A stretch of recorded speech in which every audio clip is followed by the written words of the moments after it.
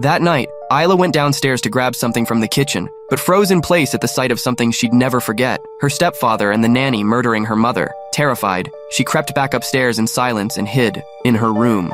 She couldn't understand how the man who had teased her just days before could be capable of such cruelty. After cleaning up the blood and putting everything back in place, the man calmly called the police. He claimed they had been victims of a robbery. With no security cameras, the lie became the official story. 2 months later, Isla was sent to an orphanage, and they took over everything her family had owned. Even as a child, Isla knew those two had killed her mother. But who would believe her? As she left that house, she turned back once, just to memorize their faces forever. 20 years passed. Raised by loving adoptive parents, Isla grew up, but the nightmares never left her. At a party one night, she spotted an old childhood doll, and everything came rushing back. She ran off and cried alone in a corner. That's when Theo, a kind young man, approached. His gentle presence gave her comfort. Back home, Isla couldn't stop thinking about him. She searched his name online, and fate dealt her a cruel twist. Theo was not only an athlete, but the son of a powerful real estate tycoon. The real shock came next. Theo's stepmother was the same nanny who had murdered her mother. That night, the nightmares returned stronger than ever. But when Isla woke up, she was no longer afraid.